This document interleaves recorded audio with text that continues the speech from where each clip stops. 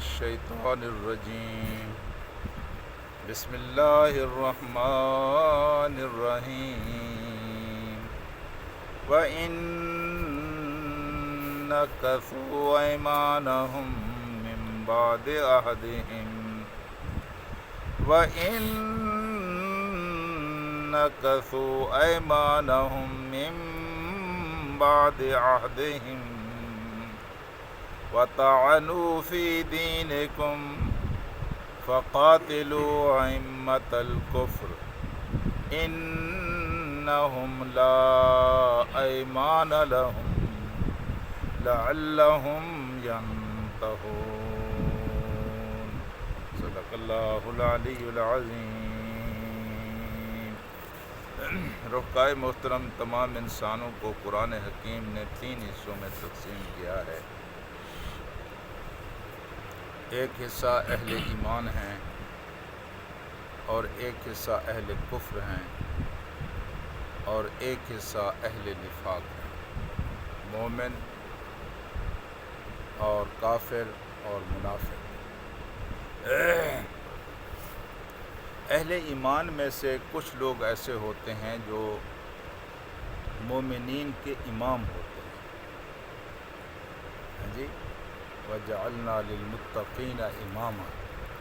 اللہ تبارک و تعالی نے آپ کو جو دعا سکھلائی ہے اس میں ایک یہ بھی ہے کہ اللہ مجھے مومنوں کا امام بنا دے۔ جی یہ مومنوں کے امام جو ہوتے ہیں یہ وہ قائد اور لیڈر ہوتے ہیں جو دین کے لیے، جو اسلام کے لیے لڑتے ہیں۔ ان کی ترجیح اول دین ہوتی ہے، ان کا ترجیح اول حق ہوتا ہے۔ یہ دین کے مسئلے کو ذاتی مسئلے کی طرح اپنا مسئلہ سمجھتے ہیں۔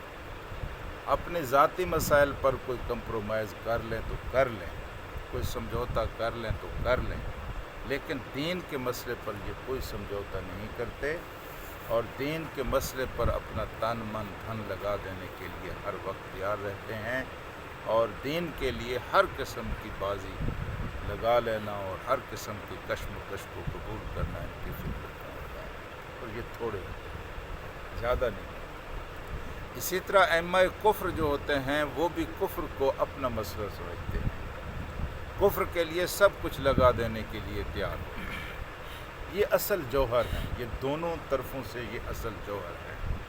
تیسرے لوگ وہ ہوتے ہیں جن کو ان کی ماؤں نے صرف غلامی کے لیے پیدا کیا ہوا ہوتا ہے، ان کا کام بیچاروں کا صرف نعرے لگانا، جھنڈے اٹھانا، کبھی اس کی حمایت کرنا، کبھی اس کی حمایت کرنا، اپنے دماغ سے وہ نہیں سوچتے۔ وہ پیچھے چلنے کے لیے پیدا ہوتے ہیں، جوانی میں بھی پیچھے چلتے ہیں، بچپن میں بھی پیچھے چلتے ہیں، بڑھاپے میں بھی پیچھے چلتے ہیں، اور پیچھے چلتے چلتے یہ بیچارے مر جاتے ہیں۔ ان کا کام کیا ہوتا ہے؟ ان کا کام یہ ہوتا ہے کہ اہل ائمۃ الکفر و ائمۃ الاسلام کے درمیان کشمکش جب ہو جائے، اگر حق والے غالب آ جائیں تو یہ اس کے جھنڈے اٹھاتے ہیں، یہ اس کے نعرے لگاتے ہیں اور ان کے پیچھے چلتے ہیں اور اپنے مفادات کو سمیٹتے ہیں، اور اگر کہیں کفر غالب آ جائے تو یہ کفر کے جھنڈے اٹھاتے ہیں اور ان کے پیچھے چلتے ہیں اور ان کے نعرے لگاتے ہیں۔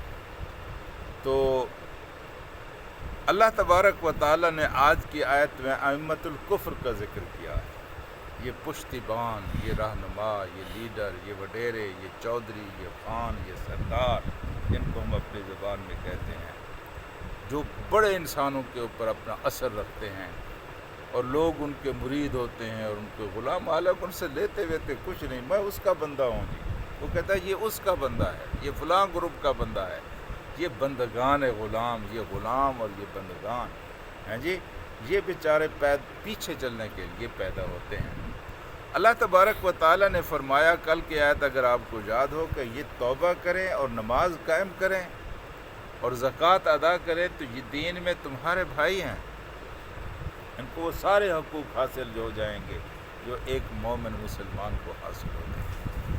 وَإِن نَكَثُوا أَيْمَانَهُم مِّن بَعْدِ عَهْدِهِمْ، یہ ایمان لانے کے بعد پھر یہ منحرف ہو جائیں، ایمان لے آئیں، ڈر کی وجہ سے، خوف کی وجہ سے، آج مسلمانوں کا غلبہ ہے، یہ ہمیں ماریں گے، اور یہ زیادتی ہمارے ساتھ ہو جائے گی، وہ سارے حقوق ہمیں نہیں ملیں گے جو مسلمانوں کو مل رہے ہیں۔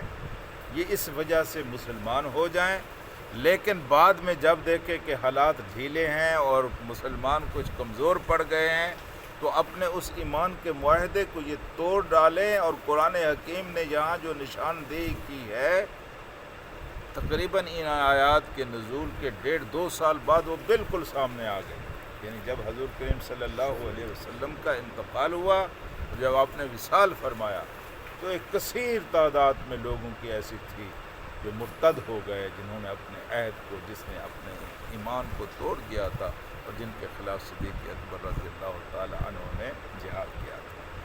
تو فرمایا یہ کہ وَإِن نَكَثُوا، اگر یہ توڑ ڈالیں ایمانہم، اپنے وعدوں کو، ایمان کہتے ہیں معاہدے کو، وعدوں کو، من بعد عہدہم، وعدہ کرنے کے بعد، وَطَعَنُوا فِي دِينِكُمْ، اور تمہارے دین کے اندر عیب نکالیں۔ تانا کہتے ہیں کہ ایسے عیب، ایسی بات کو جو انسانوں کے دل کے اندر تیر کی طرح چبھ جائے، یہ تانا زنی، یہاں سے تیر مارنا، یہ ایسی بات کریں دین کے معاملے میں جن کو سن کر تمہارے کلیجے سڑ جائیں ہوں۔ مومن بھی اس طرح کی باتیں کبھی کبھی کر جاتے ہیں، مسلمان بھی کر جاتے ہیں اور کافر بھی کر جاتے ہیں۔ یہاں ایک بات سمجھ لیجئے، دین کو سمجھنے کے لیے اگر دین کے اوپر کوئی تنقید کرتا ہے تو یہ ممنوع نہیں ہے، اس کی اجازت، لیکن اگر دین میں کوئی نقص اور خامی نکالتا ہے اور اس کے اوپر تنقید کرتا ہے تو یہ ممنوع ہے۔ کافر کرے گا اس کے ساتھ بھی لڑا جائے گا، اگر کوئی مسلمان کرے گا تو اس کو کافروں کا ایجنٹ سمجھا جائے گا، اور ان کے ساتھ بھی۔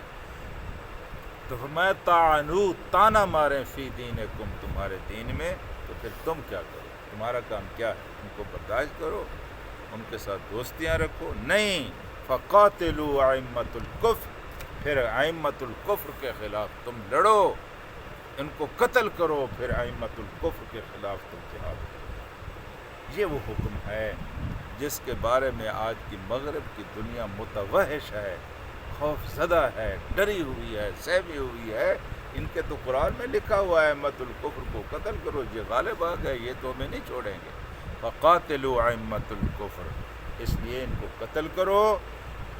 انہم لا ایمان لہم، ان کا کوئی ایمان ویمان نہیں ہے، ان کا کوئی عہد و پیمان نہیں ہے، یہ بے اعتبار لوگ ہیں، ان کو خدا کا خوف نہیں ہے۔ دیکھیں، انسان کو زبان کے اوپر اور ایمان کے اوپر جو چیز قائم رکھتی ہے وہ اللہ کا خوف ہے، اصلاً اللہ کا خوف ہے۔ کہ اگر میں نے اس زبان کو توڑ دیا، اللہ کو میں کیا دوں؟ مومن تو اس چیز کو دیکھتا ہے۔ ان کا یہ ہے نہیں، اگر زمانے کے حالات ان کے سازگار ہیں اور یہ دیکھ رہے ہیں کہ اگر میں اس طرح کروں زمانہ کچھ نہیں کہے گا، 1 منٹ نہیں لگائیں گے، یہ وعدے کو توڑ دیں گے۔ یعنی جو مومنوں کی بات ہے یہ ان کی بات ہے ہی نہیں۔ لا ایمان لہم، خدا کو تو یہ مانتے نہیں، خدا کے خوف کا ان کو کوئی احساس نہیں ہے۔ لا ایمان لہم، ان کا کوئی ایمان نہیں ہے، اور تم ان کے خلاف اس لیے لڑو۔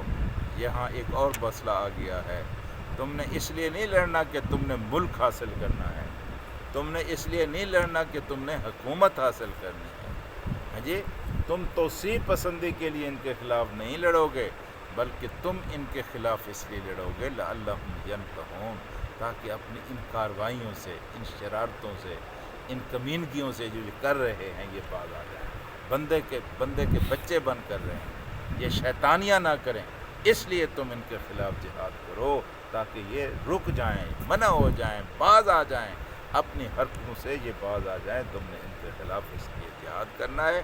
فقاتلوا ائمۃ الکفر، کفر کے اماموں کو قتال کرو، ان کو قتل کرو، ان کے ساتھ لڑو۔ یہ آج کی آیت ہے۔ اللہم صلی علی سیدنا و مولانا محمد و علی آل محمد کما صلی